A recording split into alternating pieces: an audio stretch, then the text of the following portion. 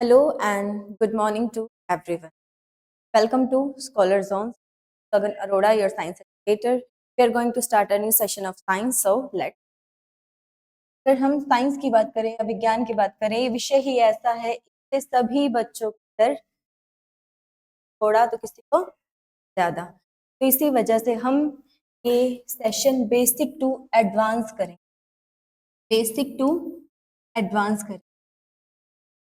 कई बच्चों ने 10th के बाद साइंस पढ़ी ही नहीं होगी, या साइंस सब्जेक्ट नहीं पढ़ा होगा 10th के बाद, आफ्टर 10th, या कईयों का बैकग्राउंड मेडिकल बैकग्राउंड नहीं होगा, यानी कि कई आर्ट्स स्टूडेंट भी होंगे, कई कॉमर्स के स्टूडेंट भी होंगे।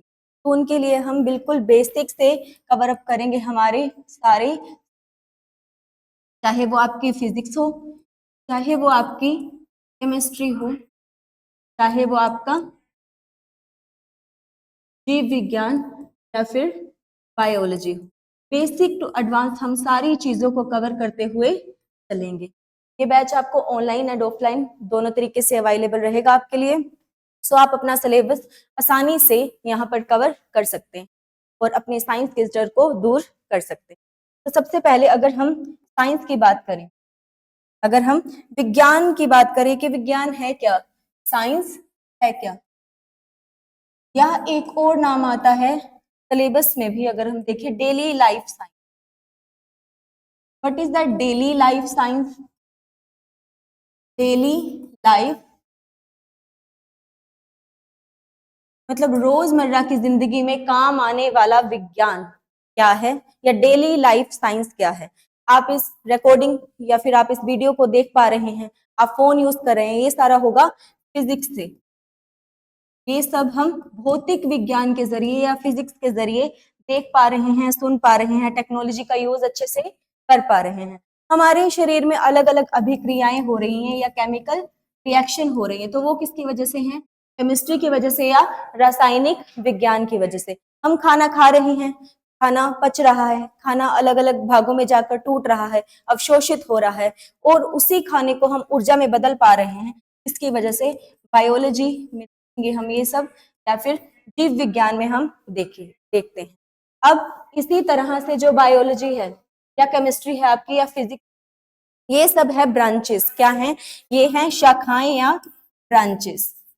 किसकी ब्रांचेस है, किसकी शाखाएं हैं? तो ये है हमारी साइंस या विज्ञान की शाखाएं। तो अगर हम विज्ञान की बात करें, विज्ञान या साइंस जो शब्द है, विज्ञान या साइंस जो शब्द है,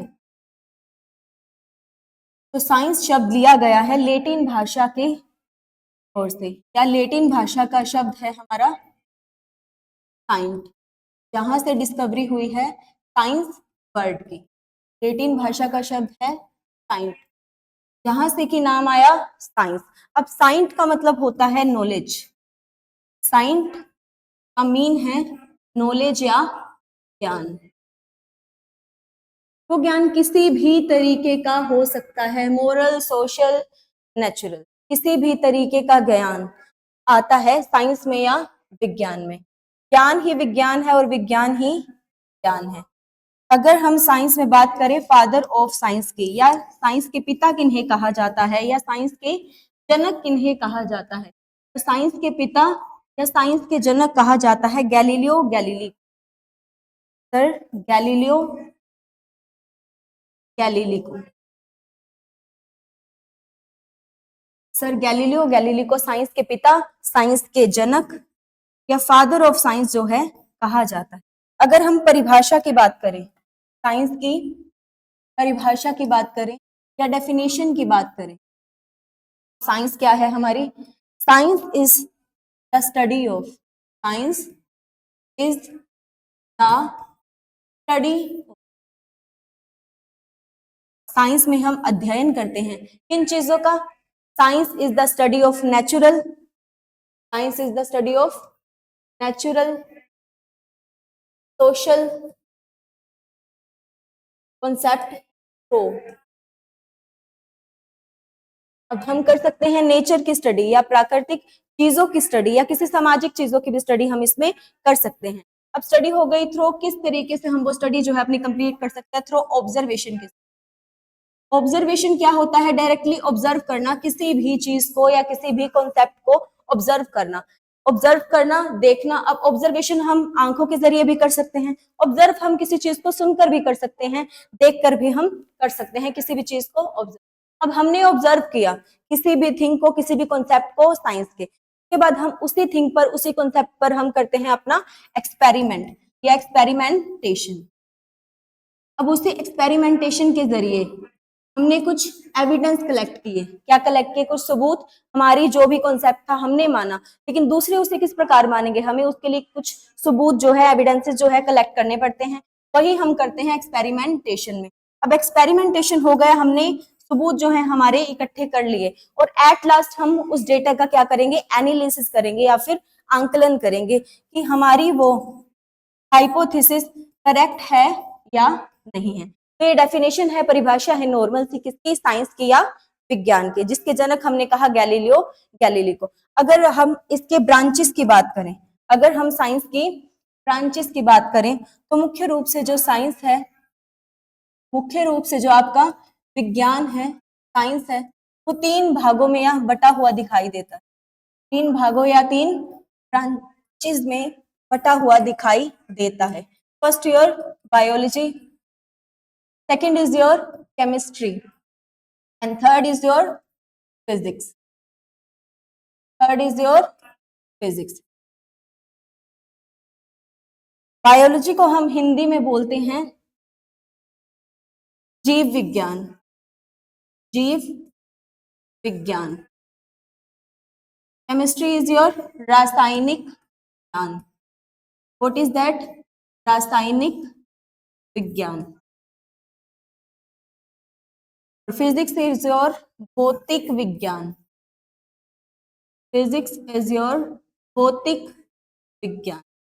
अगर हम किसी भी एग्जाम पैटर्न की बात करें या एग्जाम में अपीयर होने वाले क्वेश्चन जो साइंस सब्जेक्ट से आते हैं, अगर उसकी बात करें, तो साइंस के लगभग हम मान लेते हैं अगर अपीयर हो रहे हैं किसी भी 3 क्वेश्चन, सबसे ज्यादा वेटेज किस ब्रांच का हमें दिखेगा? तो सबसे ज्यादा वेटेज जो है हमें बायोलॉजी का दिखता है, जीव विज्ञान का दिखता है सबसे ज्यादा वेटेज। अगर मान लीजिए 15 क्वेश्चन हमारे पूरा साइंस जो सब्जेक्ट कवर कर रहा है, तो उसमें से तकरीबन 7 से 8 क्वेश्चन जो है सिर्फ बायोलॉजी से या जीव विज्ञान से आते हुए आपको एग्जाम में अपीयर होते हुए दिखाई देते हैं। और 2 से 3 क्वेश्चन लगभग 2 से 3 क्वेश्चन जो है आपके केमिस्ट्री कवर करता है, और लगभग 2 से 3 ही क्वेश्चन आपकी फिजिक्स जो है कवर करती हुई दिखाई देती है। तो सबसे वास्ट सब्जेक्ट है साइंस, और उसमें से भी सबसे वास्ट ब्रांच दिखेगी आपको करने वाली, बिल्कुल बायोलॉजी दिखेगी, आपका जीव विज्ञान दिखेगा। अगर हम बायोलॉजी की बात करें, सबसे पहले हम स्टार्ट ही करेंगे जीव विज्ञान की शाखा को पढ़ेंगे, उसके बाद हम केमिस्ट्री पढ़ेंगे, then we will move to physics. सबसे पहले सबसे ज्यादा वास्ट सब्जेक्ट कवर करने वाली है हमारे जीव विज्ञान, बायोलॉजी। तो सबसे पहले हम बायोलॉजी के कॉन्सेप्ट को ही पढ़ेंगे आज के सेशन में। तो स्टार्ट करते हैं बायोलॉजी। अगर बायोलॉजी को देखें, अगर देखें बायोलॉजी, बायोलॉजी को हमने हिंदी में क्या बोला? हमने इसे बोला जीव विज्ञान। क्या है ये? जीव विज्ञान। जीव विज्ञान। बायोलॉजी आपका 2 वर्ड से मिलकर बना है।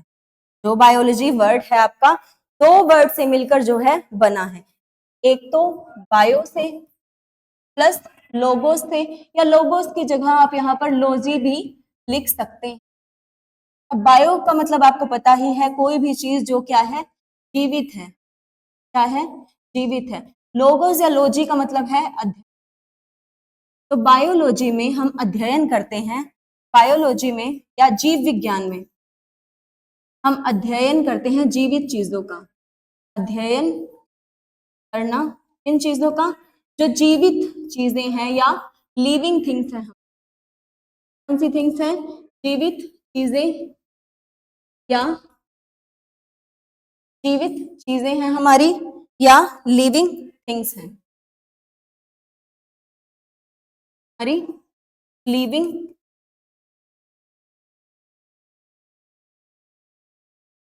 तो जीवित चीजों की या लिविंग थिंग की स्टडी करना ही क्या कहलाता है? बायोलॉजी या जीव विज्ञान। अब हम किस प्रकार पहचानेंगे कि कोई चीज लिविंग है या कोई चीज नॉन लिविंग है, या किसी चीज में जान है या किसी चीज में जान नहीं है। इसकी भी इंपॉर्टेंट कैरेक्टरिस्टिक्स होती हैं जानने की कि किस चीज में जान है, या कोई चीज जीवित क्यों है, जीवित है तो, या कोई चीज मृत है तो वो मृत क्यों है, या कोई चीज नॉन लिविंग है तो वो नॉन लिविंग क्यों है। तो सबसे इंपॉर्टेंट कैरेक्टरिस्टिक जो है आपको लिविंग थिंग की दिखती है रिप्रोडक्शन। सबसे इंपॉर्टेंट कैरेक्टरिस्टिक आपको किसी भी लिविंग थिंग की दिखी, सबसे पहली और सबसे important characteristic of living things. हम कैसे मान ले कि कोई चीज जीवित है या कोई वस्तु लिविंग है, तो उसकी कुछ कैरेक्टरिस्टिक्स या फिर विशेषताएं जो है देखी जाती हैं। तो सबसे पहली विशेषता इसकी होगी रिप्रोडक्शन, या हम रिप्रोड्यूस कर पा रहे हैं, हम प्रजनन कर पा रहे हैं। क्या कर पा रहे हैं? प्रजनन कर पा रहे हैं। हम क्या मान लेंगे? जो भी इंसान, जो भी जानवर, जो भी चीज, जो भी प्राणी रिप्रोडक्शन कर पा रहा है, प्रजनन कर पा रहा है, हम मान लेंगे कि वो क्या है? जीवित है। अब रिप्रोडक्शन या प्रजनन भी कई तरीकों से दिखता है। असेक्सुअल भी दिखेगा आपको, बाइसेक्सुअल भी दिखेगा, वो हम डिटेल में पढ़ेंगे आगे। लेकिन कोई भी जीव जो रिप्रोड्यूस कर पा रहा है या जो प्रजनन कर पा रहा है, वो हम मान लेंगे कि क्या है? लिविंग थिंग है। कैसा है वो जीव? लिविंग है, जीवित जीव माना जाएगा। अब प्रजनन की प्रक्रिया के बाद दूसरी जो इंपॉर्टेंट प्रक्रिया है वो है कॉन्शियसनेस। क्या है वो? कॉन्शियसनेस। अब कॉन्शियसनेस को हिंदी में बोलते हैं हम क्या? चेतना। What is that? चेतना। अब चेतना क्या है या कॉन्शियसनेस क्या है? चेतना क्या है या कॉन्शियसनेस जो है हमारी वो क्या है? तो चेतना वही है किसी भी चीज को समझने की शक्ति। जिस भी प्राणी में है वो क्या कहलाएगा? वो लिविंग थिंग हो। अगर हमें आकर कोई चांटा मार दे, मान लीजिए अगर कोई आया, हमें किसी ने चांटा मार दिया या हमें किसी ने कुछ कह दिया, तो उसके जवाब में हम भी कुछ करेंगे। लेकिन अगर मैं इस मार्कर पे कोई भी प्रहार करूं, कैसे भी इसको फेंक दूं कहीं पे जाके, या इसको तोड़ दूं, तो ये वापस जो है मुझ पर प्रतिक्रिया जो है अपनी नहीं कर पाएगा। तो मार्कर कैसा हुआ? It's a non living thing. और कॉन्शियसनेस, चेतना जिस व्यक्ति में है वो आपको जवाब जरूर देगा। अगर आप उसे कुछ कहें तो वो आगे से आपको उल्टा जवाब जरूर देगा। लेकिन जो नॉन लिविंग थिंग है उसे आप कितना भी ठोक ले, पीट ले, डांट ले, वो आप पर कोई भी प्रतिक्रिया नहीं दे पाएगा। तो सबसे पहले रिप्रोडक्शन था कि रिप्रोड्यूस कर पा रहे हैं। दूसरी इंपॉर्टेंट कैरेक्टरिस्टिक थी हमारी कौन सी? कॉन्शियसनेस या चेतना। कॉन्शियसनेस या चेतना। तो ये दोनों इंपॉर्टेंट कैरेक्टरिस्टिक दिखती हैं किसी भी प्राणी की जो कि क्या है? लिविंग है। उसके बाद अगर हम देखें ग्रोथ, हम छोटे थे, छोटे से बड़े हो गए, तो हमें किस चीज का फैक्टर दिखा? एक ग्रोथ का फैक्टर देखा गया। अब ग्रोथ इंपॉर्टेंट होनी चाहिए, लेकिन इंपॉर्टेंट क्यों नहीं है? इसे हमने रिप्रोड्यूस और कॉन्शियसनेस के जितना इंपॉर्टेंस जो है क्यों नहीं दी, इनके जितनी इंपॉर्टेंस या क्यों नहीं माना हमने ग्रोथ फैक्टर को भी इंपॉर्टेंट। तो ग्रोथ कई चीजों में देख सकते हैं। अगर मैं कूड़े का ढेर लगा दूं यहाँ पर और उस पर कूड़ा फेंकती जाऊं, फेंकती जाऊं, फेंकती जाऊं, तो वो भी तो बढ़ेगा, उसमें भी ग्रोथ हो रही है। लेकिन कूड़ा क्या लिविंग थिंग है? नहीं, वो कैसी है? नॉन लिविंग थिंग है। लेकिन अगर लिविंग थिंग में भी देखें तो एक ग्रोथ का फैक्टर हमें देखने को मिलता है। हर लिविंग थिंग ग्रो करती है। हम बच्चे से बूढ़े होते हैं, हम बच्चे से जवान होते हैं, बूढ़े होते हैं, हमें फिजियोलॉजिकल चेंज आते हैं, बायोलॉजिकल चेंज आते हैं, मेंटली हमें चेंज देखने को मिलते हैं खुद में। तो वो सब क्या है? ग्रोथ का फैक्टर जो है एक देखा जाएगा। अनदर इंपॉर्टेंट कैरेक्टरिस्टिक दिखेगी आपकी मेटाबॉलिज्म। क्या दिखेगी? मेटाबॉलिज्म। मेटाबॉलिज्म को हिंदी में बोलते हैं चयापचय। चयापचय। अब जो मेटाबॉलिज्म है आपकी दो इंपॉर्टेंट कैरेक्टरिस्टिक को शो करता है। एक तो एनाबॉलिज्म, दूसरा है आपका कैटाबॉलिज्म। एक है आपका एनाबॉलिज्म और एक है आपका कैटाबॉलिज्म। एनाबॉलिज्म का मतलब होता है बनना, एनाबॉलिज्म का मतलब होता है बनना, और कैटाबॉलिज्म इज, और मेटाबॉलिज्म क्या हो गया? इन्हीं दोनों प्रोसेस का मिश्रण कहलाता है मेटाबॉलिज्म, जिसमें कोई चीज बन भी रही हो और दूसरी चीज टूट भी रही हो। जैसे कि हमने खाना खाया, हमने खाना खाया, खाना बना हुआ था, हमने खा लिया, उसके बाद वो शरीर में जाकर टूट गया, अब थोड़ा किसने, पाचक एंजाइम हमारे शरीर में जो अलग अलग तरीकों से पाए जाते हैं, जैसे स्टमक में हमारा HCl है, स्मॉल इंटेस्टाइन में पेप्सिन दिखा, लार्ज इंटेस्टाइन में अवशोषण हुआ उसी खाने का। तो ये सारी प्रक्रिया आपको चयापचय की दिखेगी या फिर मेटाबॉलिज्म की दिखेगी। तो मेटाबॉलिज्म भी इंपॉर्टेंट कैरेक्टरिस्टिक है, लेकिन रिप्रोडक्शन और कॉन्शियसनेस नहीं। तो हमारी लिविंग थिंग की, हमारी जो लिविंग थिंग की इंपॉर्टेंट कैरेक्टरिस्टिक कौन सी दिखेगी? एक तो reproduction and second one is your consciousness. तो हम कैसे मान लेंगे कि कोई चीज क्या है? लिविंग थिंग है। अगर उसमें ये फैक्टर, इंपॉर्टेंट जो फैक्टर है हमारे, वो प्रेजेंट है, तो हम मान लेंगे वो चीज क्या है? लिविंग थिंग है या जीवित चीजें हैं वो। और अगर प्रेजेंट नहीं है तो हम मान लेंगे कौन सी थिंग है वो? Non living thing. तो ये दिखता है हमें कुछ जीव विज्ञान में, हम इन्हीं चीजों की स्टडी करते हैं जो चीजें क्या हैं? जीवित हैं। अगर हम इसे फर्दर डिवाइड करें, अगर हम इसे फर्दर डिवाइड करें, हमारी बायोलॉजी को ही फर्दर डिवाइड करें, अगर हम बायोलॉजी को ही फर्दर डिवाइड करें, तो इसकी भी हमें 3 शाखाएं या 3 भाग देखने को मिलेंगे जो मुख्य रूप से होते हैं। First one is your zoology, first one is your zoology, second one is your botany, second one is your botany, and third one is your microbiology, microbio, third है आपकी माइक्रोबायोलॉजी। अब इसी के साथ एक इंपॉर्टेंट क्वेश्चन कि biology क्या था? Study of living thing, study of living thing. तो बायोलॉजी को पहली बार डिस्कवर किसने किया? बायोलॉजी या जीव विज्ञान के जनक किन्हें कहा जाता है? तो जीव विज्ञान के जनक हम याद रखेंगे, कहा जाता है फादर ऑफ बायोलॉजी किन्हें कहा जाता है? अरस्तु, फादर ऑफ बायोलॉजी कहा जाता है, या जीव विज्ञान के जनक कहा जाता है अरस्तु या एरिस्टोटल। आप हिंदी इंग्लिश दोनों लैंग्वेजेस में से याद रख सकते हैं, अरस्तु या इंग्लिश में आप बोलेंगे इनको व्हाट इज दैट? एरिस्टोटल। इन्हें जीव विज्ञान के जनक या फिर बायोलॉजी के फादर या पिता कहा जाता है। सबसे पहले इन्होंने डिस्कवर किया था जीव विज्ञान क्या है, और जीव विज्ञान की डेफिनेशन किस तरीके से देखी जाएगी, और इसमें हम किसकी करेंगे?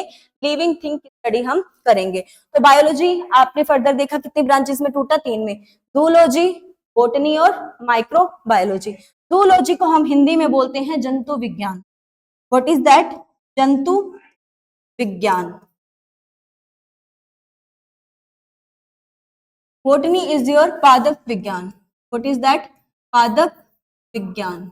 और वनस्पति विज्ञान भी लिख सकते हैं। और माइक्रोबायोलॉजी हो गया आपका सूक्ष्म जीव विज्ञान, सूक्ष्म जीव विज्ञान, सूक्ष्म जीव विज्ञान। अगर हम देखें जूलॉजी में, अगर हम देखें जूलॉजी में बायोलॉजी की कितनी ब्रांचेस थी? Further 3। First is zoology, second one is botany and third one is your microbiology. Zoology को हमने हिंदी में लिखा जंतु विज्ञान, बॉटनी को हमने लिखा पादप विज्ञान, माइक्रोबायोलॉजी को लिखा हमने सूक्ष्म जीव विज्ञान। अगर हम जूलॉजी में देखें तो जूलॉजी के जनक किनको कहा जाता है? तो जूलॉजी के जनक जो है फादर कहा जाता है अरस्तु को ही। इनको कहा जाता है एरिस्टोटल, एरिस्टोटल या फिर अरस्तु को ही जो है जूलॉजी का जनक या फादर जो है, पिता, इनको कहा जाता है। अगर हम बात करें बॉटनी की, अगर हम बात करें किसकी? बॉटनी की, तो बॉटनी के फादर किनको कहा जाता है? तो बॉटनी के फादर कहा जाता है थियोफ्रेस्टस। किनको? थियोफ्रेस्टस को।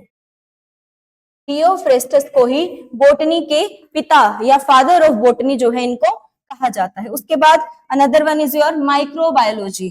तो माइक्रोबायोलॉजी या सूक्ष्म जीव विज्ञान के जनक जो हैं, फादर कौन है? तो यहाँ पर देखे जाते हैं हमारे A.V. ल्यूवेनहोक, A.V. ल्यूवेन या एंटोनी वैन ल्यूवेनहोक इनका पूरा नाम देखा जाएगा। शॉर्ट फॉर्म आप यूज कर सकते हैं A.V. ल्यूवेनहोक की। उसके बाद जंतु विज्ञान में हम किस चीज की स्टडी करेंगे? हम यहाँ पर पढ़ेंगे एनिमल्स के बारे में। इनके बारे में? एनिमल्स के बारे में, या फिर ह्यूमन बीइंग भी इसी में आएंगे। इंसान भी क्या है? जानवर ही है, या जानवर क्या है? इंसानों की तरह। तो हम भी किससे इवॉल्व होकर के आए हैं? इंसान किससे इवॉल्व करके आए हैं? इंसान भी एनिमल से इवॉल्व कर करके आए हैं। जो हमारे पूर्वज थे वो क्या थे? एनिमल्स ही थे। उनमें जाहिर सी बात है उनमें क्या दिखी जाती थी, पूंछ। लेकिन अब जो है इंसानों में पूंछ नहीं है, लेकिन इंसान किससे रिसेंबल करता है, जानवर से ही। अब भी वही पूंछ है प्रेजेंट, लेकिन उसकी काम जो है उसका नहीं देखा जाता, जो कि हमारी टेल बोन कहलाती है, लास्ट वर्टिब्रेट की कोकिक्स। उसके बाद अगर हम बात करें बोटनी की, तो इसमें हम स्टडी करते हैं, बोटनी में हम देखेंगे प्लांट्स या वनस्पतियों को या पादप को। हम स्टडी करेंगे प्लांट्स के बारे में पढ़ेंगे हम किसमें, बोटनी में। उसके बाद लास्ट हम अगर माइक्रोबायोलॉजी में देखें, सूक्ष्म जीव विज्ञान में देखें, तो इसमें हम पढ़ेंगे किसके बारे में, बैक्टीरिया के बारे में। या जो सूक्ष्म जीव हमारे दिखते हैं, बैक्टीरिया, फंगी, प्रोटोजोआ, सभी सूक्ष्म जीव जिनको हम नेक्ड आई से नहीं देख सकते या फिर सामान्य रूप से हमें ये नहीं दिखते, माइक्रोस्कोप के जरिए दिखते हैं, उन सभी को हम स्टडी करेंगे किस ब्रांच में, साइंस की बायोलॉजी में। बायोलॉजी में भी किस ब्रांच में, माइक्रोबायोलॉजी। माइक्रो मतलब होता है सूक्ष्म, माइक्रो इज योर सूक्ष्म, जो बहुत छोटी चीजें हैं, उनकी स्टडी हम किस में करेंगे, माइक्रोबायोलॉजी में करेंगे। प्लांट्स को हम किस में पढ़ेंगे, बोटनी में पढ़ेंगे। हम एनिमल्स और ह्यूमन को किस में रखेंगे, हम रखेंगे उसे जूलॉजी में रखेंगे। किसमें रखेंगे, जूलॉजी या जंतु विज्ञान। जूलॉजी को हिंदी में हमने बोला जंतु विज्ञान, बोटनी को हमने बोला पादप विज्ञान, माइक्रोबायोलॉजी को हमने बोला सूक्ष्म जीव विज्ञान। अब अरस्तु सर ने लिखी थी बुक, एरिस्टोटल या अरस्तु सर ने एक बुक लिखी थी, जिनके नाम इंपॉर्टेंट है, आपको पता होने चाहिए।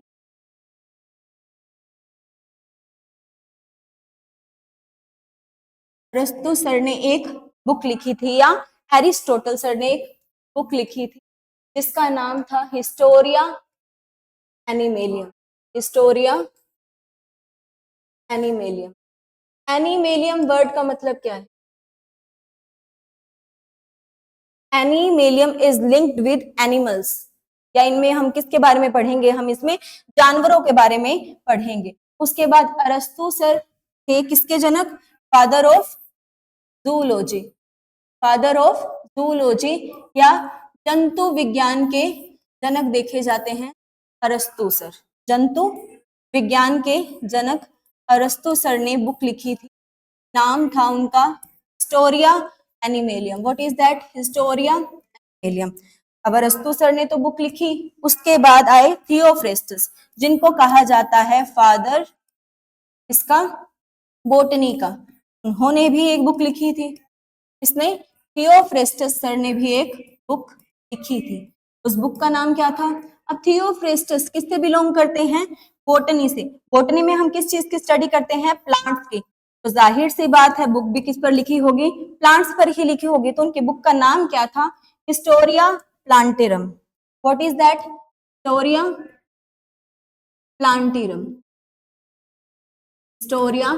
प्लांटेरम। इसमें हम किन चीजों की स्टडी करेंगे, तो हम इसमें पादप विज्ञान की स्टडी करेंगे, या सारे प्लांट्स जो हैं उनकी स्टडी करेंगे, उनकी कैसी संरचना है, कैसा वो फंक्शन करते हैं, एक दूसरे से कैसे रिसेंबल करते हैं कुछ कैरेक्टरिस्टिक्स में, और एक दूसरे से अलग कैसे दिखते हैं हम।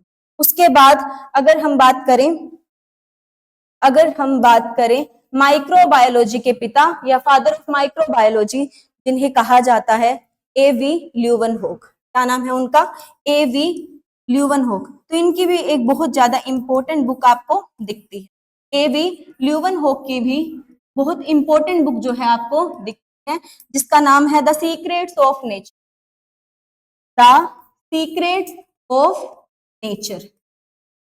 प्रकृति के रहस्य।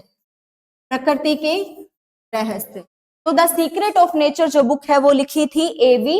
ल्यूवेनहोक ने। किसने लिखी थी, A.V. ल्यूवेनहोक ने। और इन्हें क्या कहा जाता है, फादर ऑफ माइक्रोबायोलॉजी।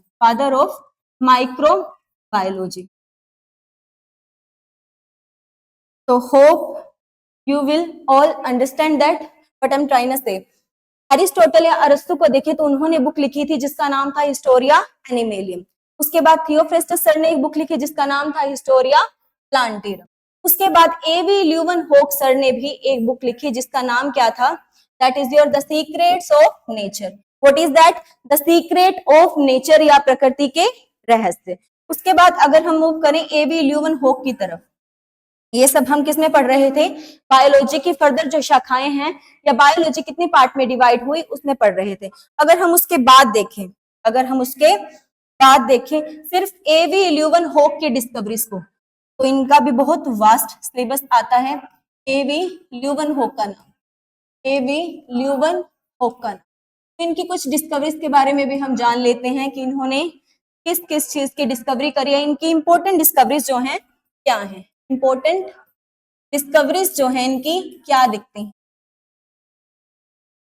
अगर इनकी इंपॉर्टेंट डिस्कवरी की बात करें, सबसे पहले इन्हें कहा जाता है सूक्ष्म विज्ञान के पिता या जनक।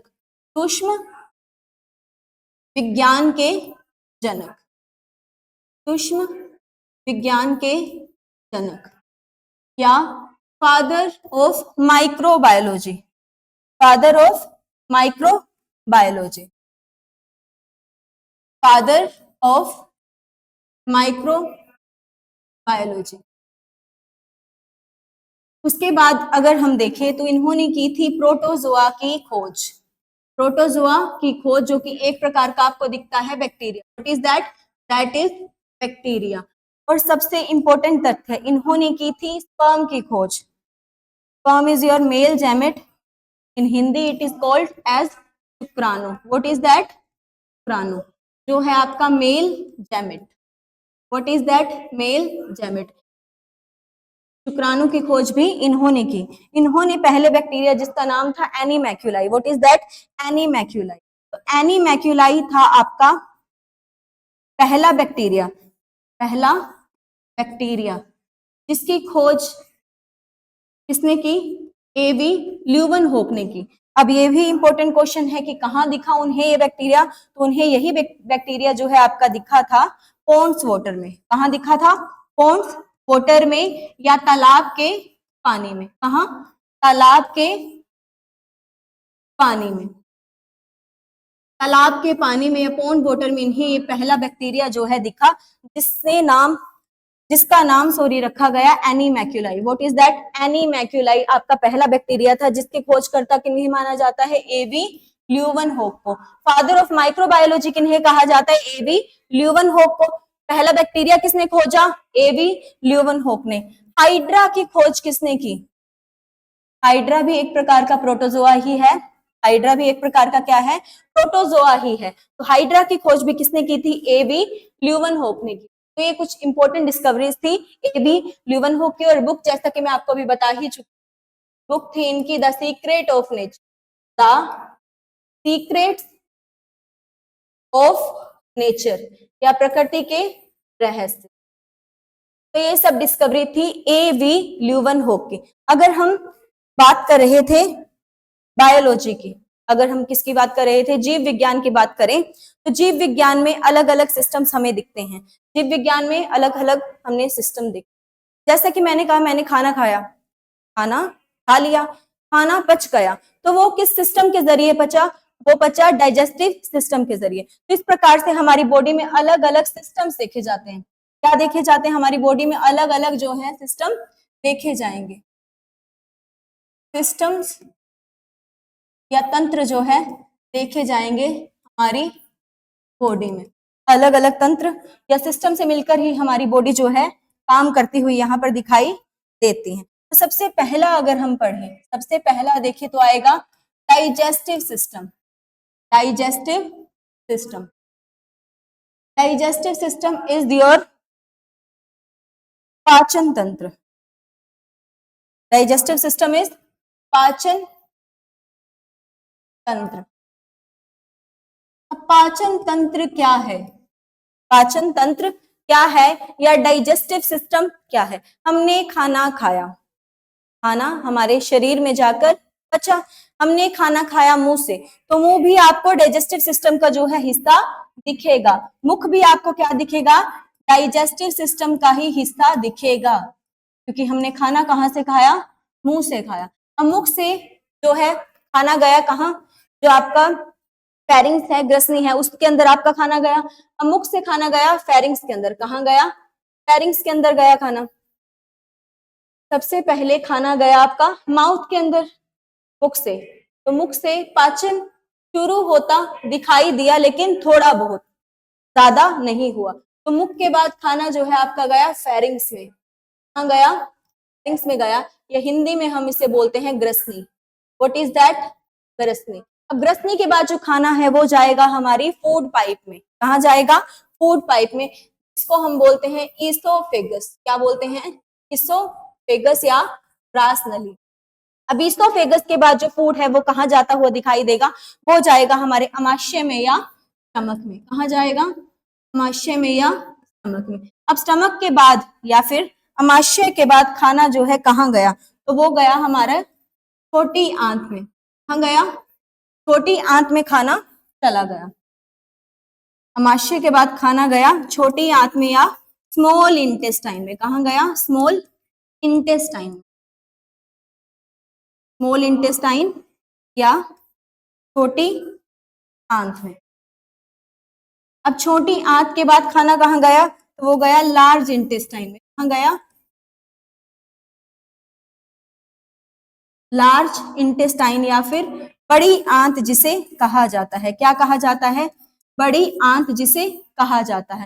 और बड़ी आंत के बाद खाना गया एनस या फिर रेक्टम के अंदर, जो उसका एंड पार्ट दिखता है। उसके बाद खाना जो है हमारे शरीर को छोड़कर बाहर एक्सक्रीट होता है, उत्सर्जित होता हमें दिखाई देता है।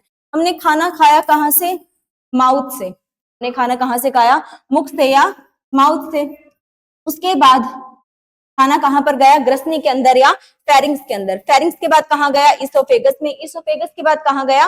स्टमक में गया या अमाशय में गया। अमाशय के बाद खाना कहाँ आया? स्मॉल इंटेस्टाइन या छोटी आंत में। उसके बाद लार्ज इंटेस्टाइन में या बड़ी आंत में। और उसके बाद लास्ट पार्ट जो था एनस, और उसके बाद वो बॉडी को छोड़ देगा या वहां से उत्सर्जित होकर के बाहर निकल जाएगा। फेरिंग्स था, यहाँ पर इसका पाचन में कोई भी हिस्सा नहीं देखा गया। ये सिर्फ एक गुहा है जहां पर भी ऑक्सीजन भी आता है और ऑक्सीजन भी आती हुई दिखती है और खाना भी आता हुआ दिखता है। ये थी हमारी ग्रास नली। क्या थी?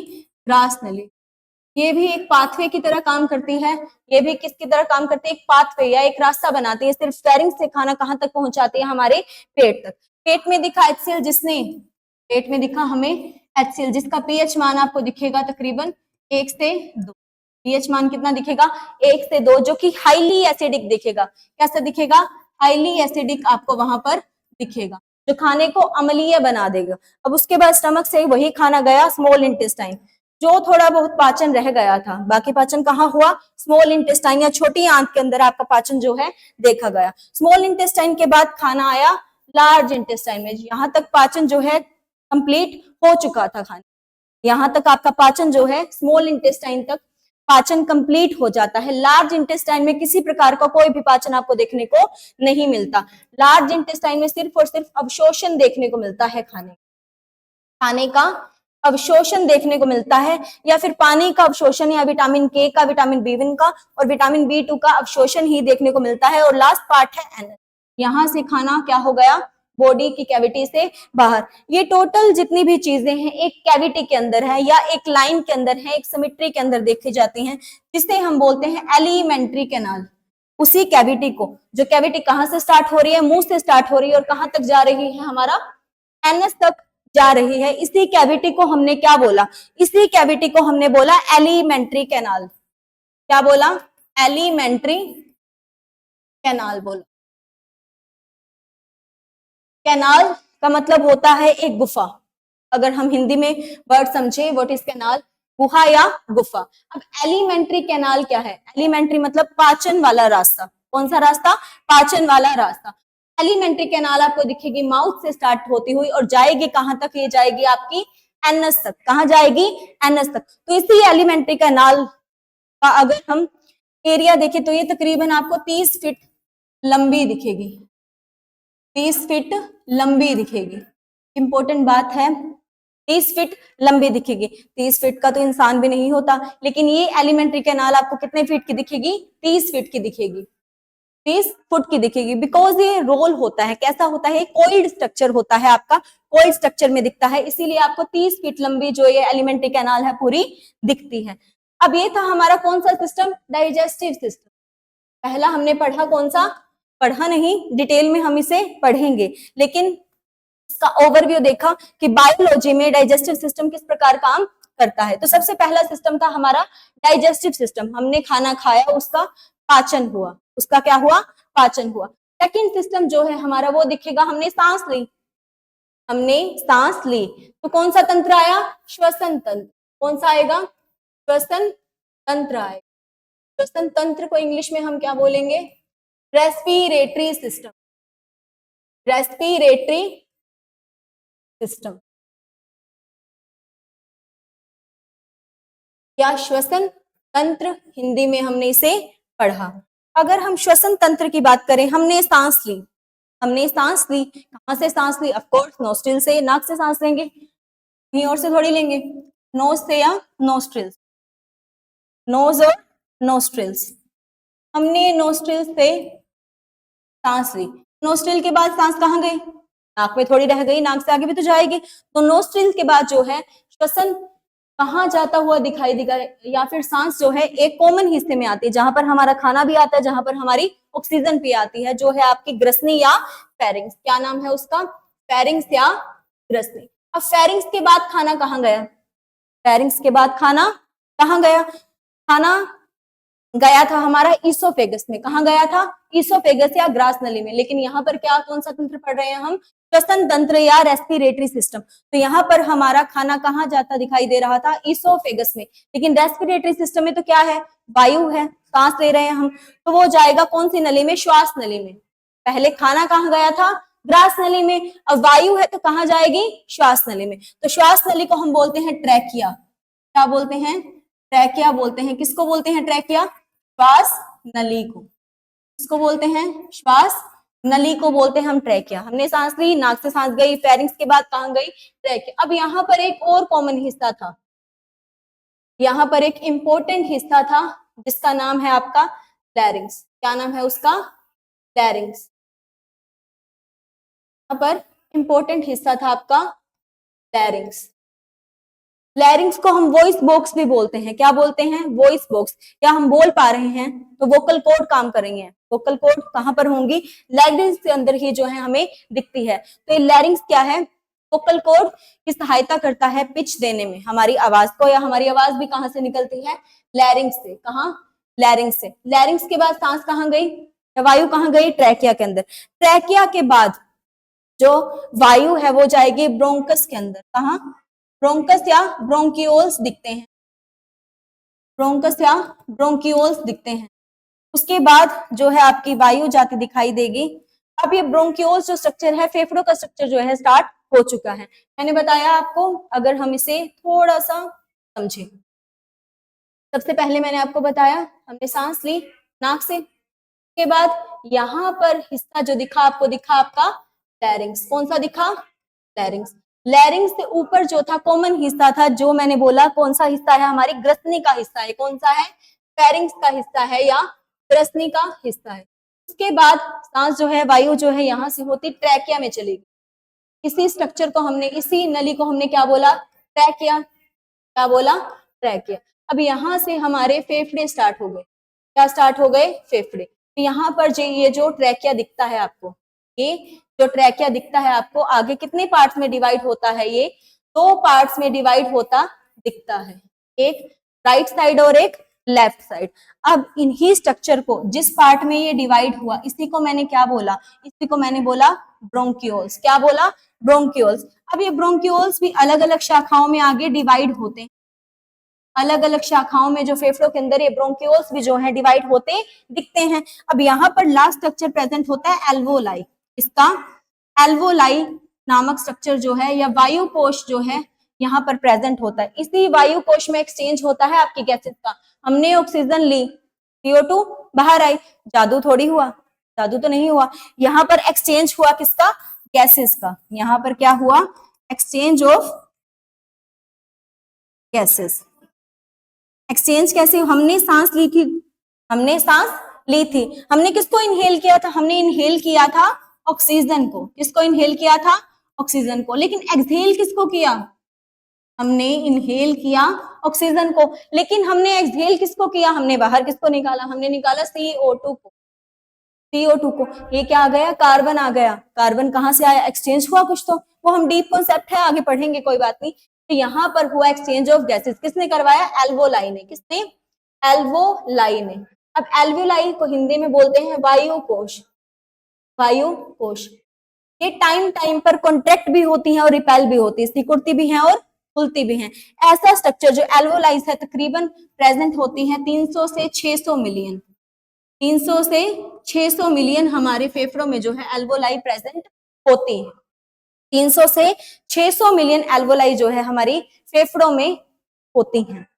एक फेफड़े में अगर बात करें तो 200 से तकरीबन 300 तक दिखती है, 200 से 300 मिलियन तक दिखती है। हमने कौन सा सिस्टम अभी पढ़ा, रेस्पिरेटरी सिस्टम। कहां से स्टार्ट हुआ था, नोस्ट्रिल, हमने सांस ली, सांस लेने के बाद वो एक कॉमन हिस्से में गई जिसका नाम था फेरिंग्स, फेरिंग्स के बाद वो गई लैरिंग्स में, लैरिंग्स के बाद वो गई ट्रैकिया में, ट्रैकिया के बाद ट्रैकिया यहाँ पर 2 पार्ट में डिवाइड हो गया था जो लंग्स के अंदर चले जाएंगे। अब इन्हीं पार्ट को हमने बोला ब्रोंकियोल्स। क्या बोला, ब्रोंकियोल्स।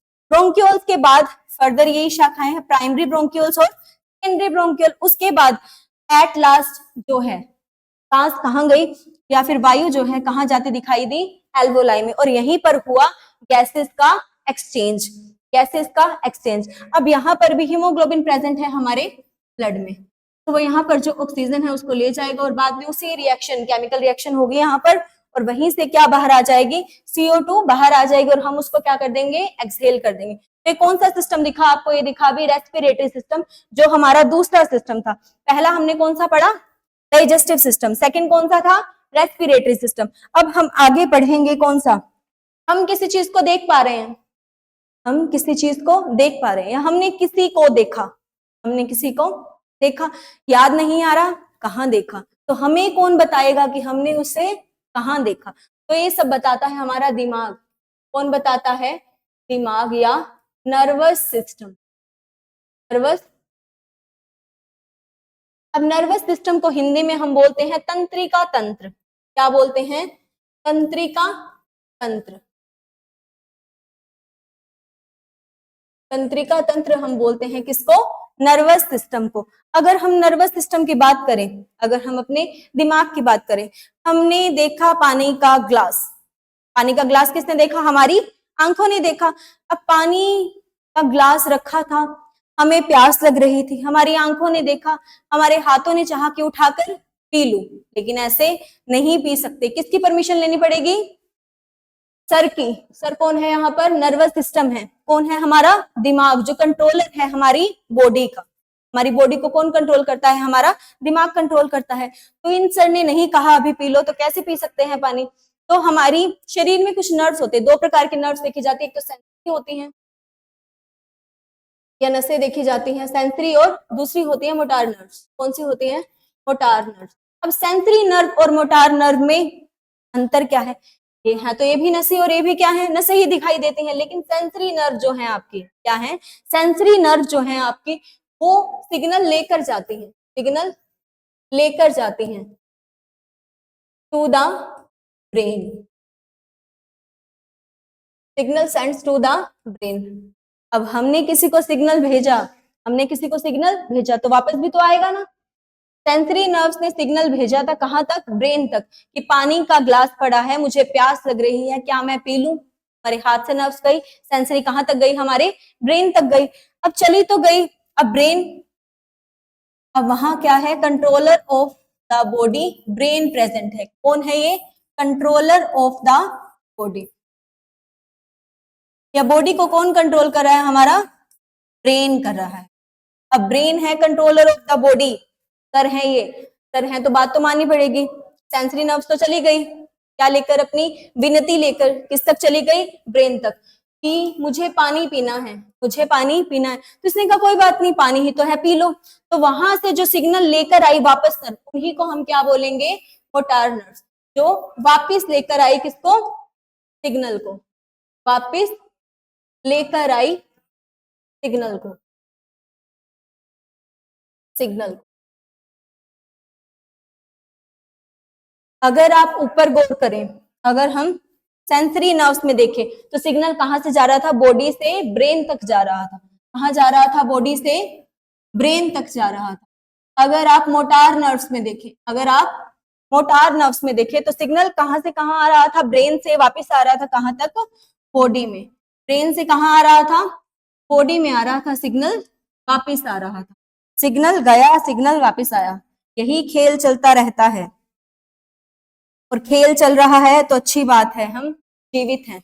अगर खेल बंद तो हम भी बंद। उसके बाद अगर हम देखें तो ये था हमारा तीसरा सिस्टम, बॉडी का कौन सा सिस्टम था, ये तीसरा। पहला हमने पढ़ा था डाइजेस्टिव, सेकंड हमने देखा रेस्पिरेटरी सिस्टम किस तरह काम करता है, और थर्ड वन हमने देखा नर्वस सिस्टम जो है हमारा किस तरह काम करता है। उसके बाद नेक्स्ट हम पढ़ेंगे कौन सा, नेक्स्ट हम पढ़ेंगे एंडोक्राइन सिस्टम। कौन सा, एंडोक्राइन सिस्टम। एंडोक्राइन सिस्टम क्या है, एंडोक्राइन, यह अंतःस्रावी, अंतःस्रावी प्रणाली या ग्रंथियां। अब हमारे शरीर की ग्रोथ को बढ़ाने में, हमारे शरीर के डेवलपमेंट में कुछ हार्मोन कार्य करते हैं। कौन कार्य करते हैं, हार्मोन कार्य करते हैं। हार्मोन किसके लिए काम करते हैं, हमारे शरीर में। हार्मोन किसके लिए काम करते हैं, शरीर की ग्रोथ एंड डेवलपमेंट।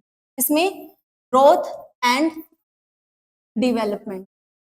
आपने देखा होगा कई जो इंसान हैं उनकी हाइट बहुत बड़ी होती है, इसकी वजह से क्योंकि शरीर में इन्हीं जो हार्मोन है उनका स्राव क्या है, ज्यादा होता है।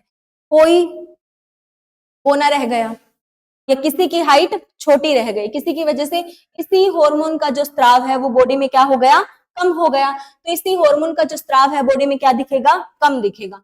अब जिसमें सुचारू रूप से हार्मोन काम कर रहे हैं तो मतलब उसकी ग्रोथ और डेवलपमेंट क्या दिखेगी आपको, पार्शियली दिखेगी, बिल्कुल इंटर रिलेटेड चलती हुई दिखाई देगी, बिल्कुल इंटर डिपेंडेंट होगी। ना तो उसकी हाइट ज्यादा लंबी दिखाई देगी, ना उसकी हाइट ज्यादा आपको छोटी दिखाई देगी। तो ये सब खेल किसका है, ये हार्मोन्स का खेल है। और हार्मोन सिक्रेट कहां से होते हैं, ग्रंथियों से होते हैं, ग्रंथियों से होते हैं या ग्लैंड से होते हैं। तब ग्लैंड क्या है, ग्रंथियां जो किसको स्रावित करती हैं, हार्मोन को। अंतःस्रावी ग्रंथियां एंडोक्राइन सिस्टम के अंदर हम इसको पढ़ते हैं। ये हमने देखा फोर्थ सिस्टम हमारा कौन सा था, एंडोक्राइन सिस्टम। अब उसके बाद हम देखेंगे दिल धड़क रहा है, दिल धड़क रहा है, सर्कुलेटरी सिस्टम, सर्कुलेटरी सिस्टम या परिसंचरण तंत्र। क्या है, परिसंचरण तंत्र। दिल धड़क रहा है, किसके लिए धड़क रहा है, दिल धड़क रहा है, क्यों धड़क रहा है, कब तक धड़केगा, किस लिए धड़क रहा है, किसके लिए धड़क रहा है। तो धड़क रहा है ब्लड को पंप करने के लिए। किसके लिए धड़क रहा है, ब्लड को पंप करने के लिए, pump blood to whole body.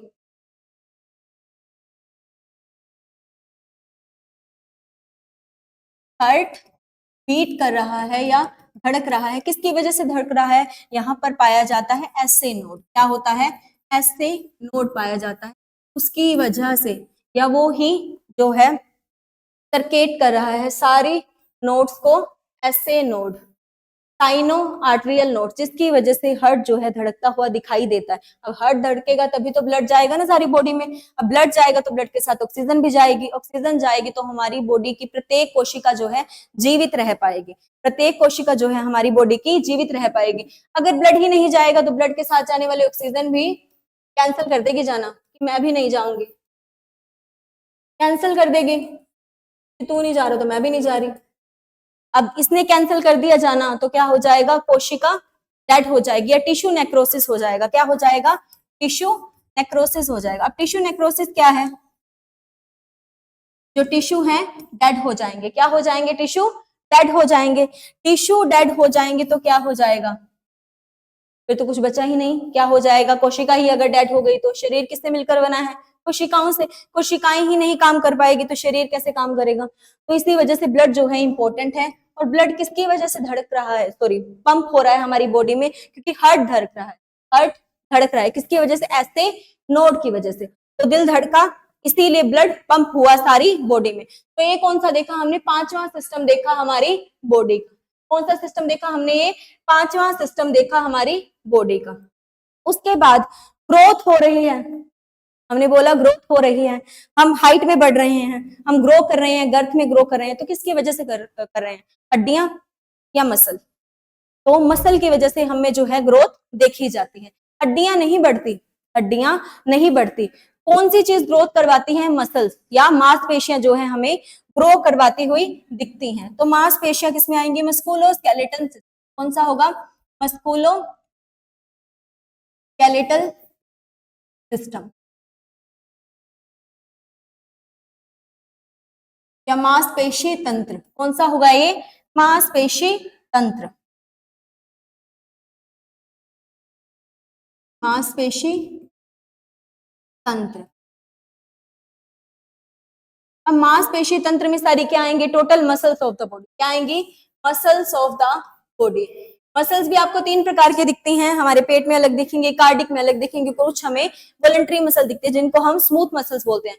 तो मसल्स जो है हमारी बॉडी में तकरीबन हमें दिखती है 639 टू 650 तक, तकरीबन 640 से 650 तक मसल जो है हमें दिखती हैं हमारी बॉडी में। और एक इनका काम क्या है? मेन काम क्या है इनका?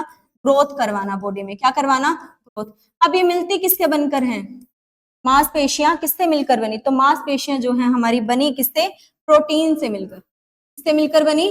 प्रोटीन से मिलकर बनी। और यहाँ पर इनका क्या कार्य देखा गया? शरीर में ग्रोथ करवाने का। किसका कार्य देखा गया? शरीर में ग्रोथ करवाने का कार्य जो है इनका देखा गया। उसके बाद ये था हमारा सिक्स्थ, कौन सा था बॉडी का? Sixth system. उसके बाद हमने देखा हड्डियों वाला। शरीर में कितनी हड्डियां हैं? 206, लेकिन हम लेकर के कितनी पैदा हुए थे? 300 से भी अधिक।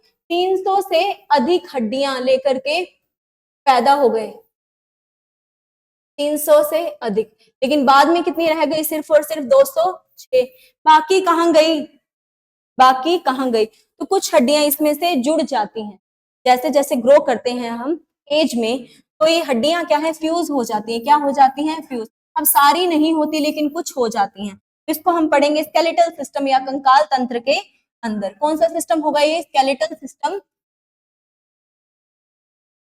या कंकाल तंत्र। कौन सा होगा? स्केलेटल सिस्टम या कंकाल तंत्र के अंदर हम पढ़ेंगे। इन्हीं बोन के नाम याद रखेंगे, 206 के 206 नाम आपको याद रखने हैं।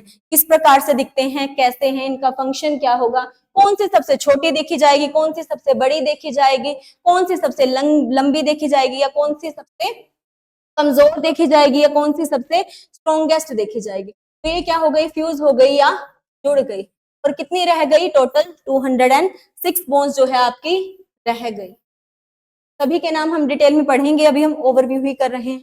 अभी ये सिस्टम था हमारा 7 जो कि था आपका स्केलेटल सिस्टम। कौन सा था? Skeletal system. उसके बाद नेक्स्ट हम पढ़ते हैं, अब स्केलेटल सिस्टम है बोन। बोन तो है लेकिन जुड़ी हुई है आपस में, तो उन्होंने क्या बना दिया? हड्डियों का एक ढांचा बना करके तैयार कर दिया। अब इसी ढांचे को हम नाम देते हैं किसका? जो हमारा 8th एंड लास्ट है स्केलेटल सिस्टम। कौन सा है? स्केलेटल सिस्टम में पढ़ते हैं। अब सभी ऑर्गन थे, काम कर रहे थे, किसी ने खाना पचा दिया, कोई सांस में हेल्प कर रहा है, अलग अलग अंग जो है हमें दिखाई दिए, लेकिन उन्हीं अंगों को होल्ड कौन करके रखेगा? अपनी जगह पर उन्हें कौन रखेगा होल्ड करके? तो हमारा स्केलेटल सिस्टम दिखता है जो उन्हें अपनी जगह पर होल्ड करके रखता है, जगह पर होल्ड करके रखता है, होल्ड करके रखता है। अगर यही होल्ड करके ना रखे तो हम भागे चले और दिल कहीं गिर जाए, फेफड़े कहीं गिर जाए, तो ऐसा तो नहीं हो सकता। इसीलिए अपनी जगह पर होल्ड करके इन्हें कौन रखेगा? Skeletal system. कौन रखेगा? Skeletal system. जरूर देखा होगा आपने, फोन में देखा होगा, नहीं देखा होगा। तो ये पढ़े हमने कितने? टोटल 8 सिस्टम पढ़े हमें बॉडी के। सबसे पहला कौन सा था आपका? Digestive system. नेक्स्ट था आपका कौन सा? Respiratory system. उसके बाद हमने पढ़ा नर्वस सिस्टम, देन हमने पढ़ा एंडोक्राइन सिस्टम, ये अंतःस्रावी ग्रंथियां थी आपकी। उसके बाद हमने पढ़ा सर्कुलेटरी सिस्टम, नेक्स्ट हमने पढ़ा मस्कुलोस्केलेटल सिस्टम, फिर हमने पढ़ा स्केलेटल सिस्टम। कौन सा? Skeletal system.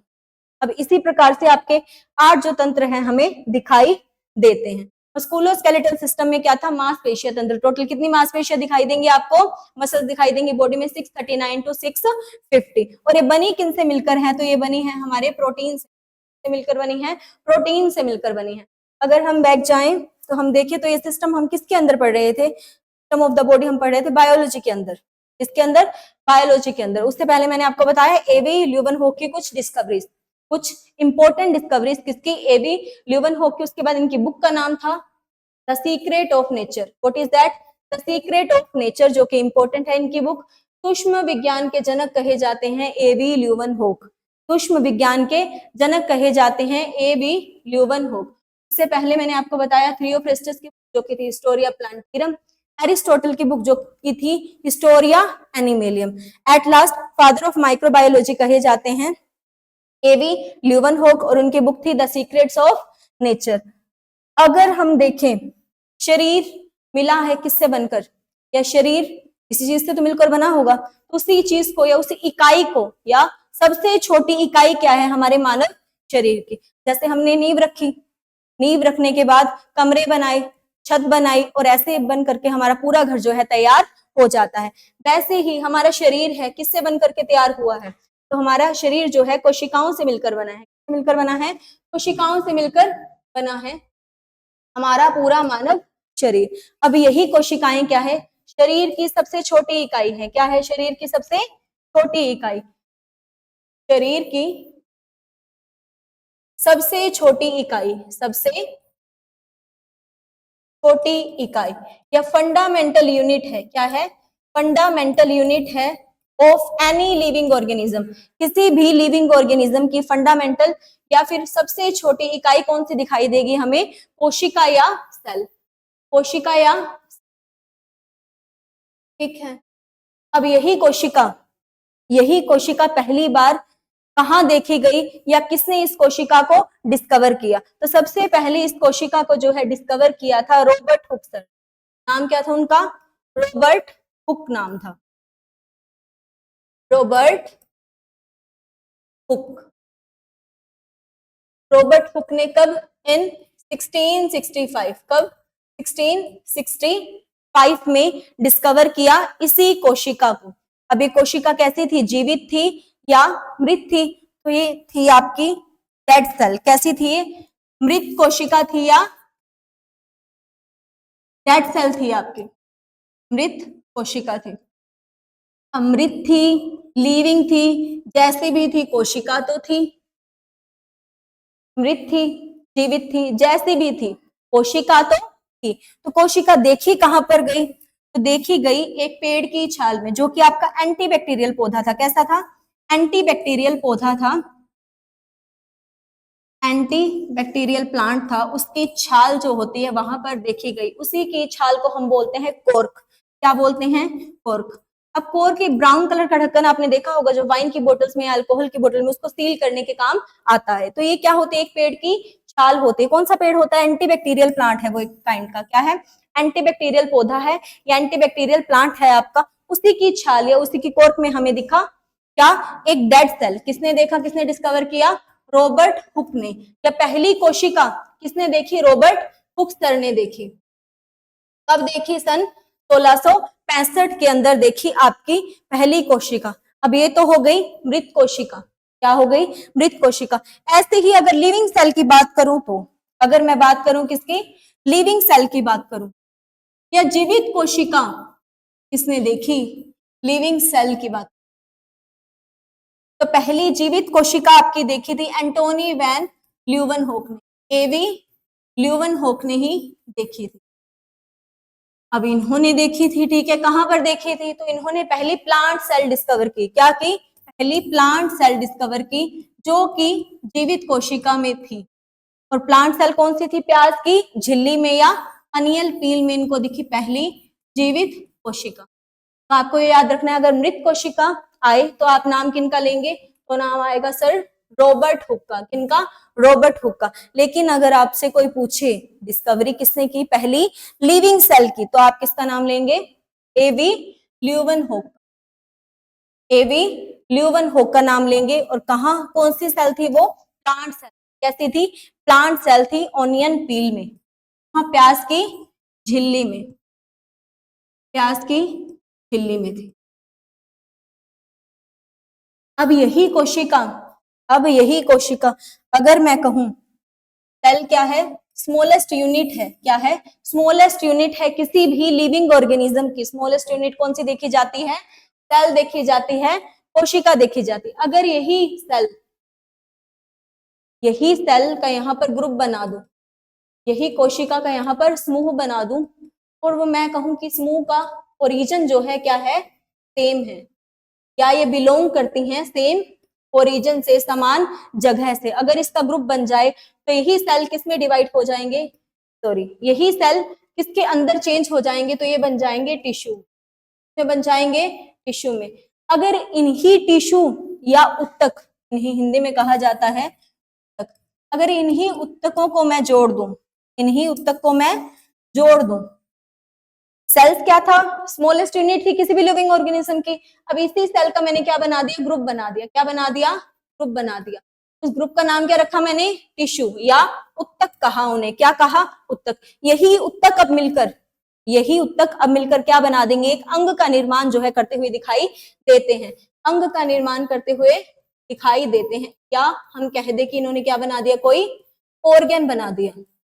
इन्होंने क्या बना दिया, ऑर्गन। सबसे पहले थी कोशिका, कोशिका मिल गई तो क्या बनाया, टिश्यू बनाया। टिश्यू के बाद क्या बना, ऑर्गन बने। क्या बने, अंग बने या ऑर्गन बने। अब इन्हीं अंगों ने मिलकर क्या बना दिया, अंग प्रणाली। क्या बना दी, अंग प्रणाली बना दी हमारी, अंग प्रणाली। अंग प्रणाली यानी कि ऑर्गन सिस्टम। क्या बनाया, ऑर्गन सिस्टम बनाया। अब यही ऑर्गन सिस्टम किस में चेंज हो गया, पूरी की पूरी ह्यूमन बॉडी में। इसमें चेंज हो गया, पूरा का पूरा मानव शरीर इसी एक इकाई ने बना दिया, इसी एक इकाई ने पूरा का पूरा मानव शरीर जो है बना दिया, इसी ह्यूमन बॉडी का निर्माण कर दिया, मानव शरीर का जो है निर्माण कर दिया इसी छोटी इकाई ने। अब हमने देखा किस प्रकार कोशिका से टिश्यू बने, टिश्यू से बने ऑर्गन, ऑर्गन से बना ऑर्गन सिस्टम, और इससे बना पूरा मानव शरीर। अब हमने देखा कोशिका को, हमने किसको देखा, कोशिका को देखा। तो कोशिका क्या थी, स्मॉलेस्ट यूनिट थी। कैसी थी, स्मॉलेस्ट यूनिट थी, स्मॉलेस्ट यूनिट थी, या फंडामेंटल यूनिट कही। क्या कहा हमने इसको, फंडामेंटल यूनिट। अब पहली जीवित कोशिका किसने डिस्कवर की, एवी ल्यूवेनहॉक ने। पहली मृत कोशिका किसने डिस्कवर की, रॉबर्ट हुक ने। कब की, 1665 के अंदर। अब एवी ल्यूवेनहॉक ने कहा देखी उसी कोशिका को, तो उन्हें दिखी अनियन पील में। पहली प्लांट सेल किसने डिस्कवर की, एवी ल्यूवेनहॉक ने। अगर हम बात करें पहली मृत कोशिका, तो पहली मृत कोशिका या डेड सेल किसने डिस्कवर की, तो की रॉबर्ट हुक ने। कब की, 1665 के अंदर। अगर हम यही सेल देखें, सेल के बाद यही ग्रुप है जो सेल का किसमें चेंज हो गया, टिश्यू के अंदर। टिश्यू के बाद यही ग्रुप किसमें चेंज हो गया, ऑर्गन के अंदर। यही ऑर्गन मिल गए तो इन्होंने क्या बना दी, ऑर्गन की प्रणाली बना दी, अंग प्रणाली बनाते हुए दिखाई दिए। उसके बाद इन्हीं अंग प्रणाली ने, या इसी अंग प्रणाली ने किसका निर्माण कर दिया, मानव शरीर का निर्माण कर दिया। मानव शरीर का क्या कर दिया, निर्माण कर दिया, ह्यूमन बॉडी का निर्माण कर दिया। तो आज हमने पढ़े system of the body, biology की इंट्रोडक्शन और साइंस की कुछ फर्दर ब्रांचेस पढ़ी और इसका इंट्रो पढ़ा। अब हम नेक्स्ट सेशन में करेंगे कोशिका का अध्ययन। स्टार्टिंग कहां से करेंगे, हम करेंगे कोशिका से। कोशिका के बाद टिश्यू, टिश्यू के बाद ऑर्गन पे चलेंगे, ऑर्गन के बाद इसका एक सिस्टम आएगा, और उसके बाद एटलीस्ट हमारा क्या, पूरा जीव विज्ञान जो है खत्म हो जाएगा, या ह्यूमन बॉडी बनकर के तैयार हो जाएगी। तो नेक्स्ट सेशन में हम मिलेंगे। Thank you. हम करेंगे कोशिका का अध्ययन पूरा, कोशिका का अध्ययन पढ़ेंगे नेक्स्ट सेशन में। इसका स्ट्रक्चर क्या है, कौन से फर्दर साइंटिस्ट आए, उन्होंने किस प्रकार इसके कोशिकांग बनाए, किस प्रकार इसके कोशिकांग का अलग अलग स्ट्रक्चर दिखता है, या उनके फंक्शन किस प्रकार हमें दिखते हैं, तो हम पढ़ेंगे नेक्स्ट सेक्शन में। Thank you.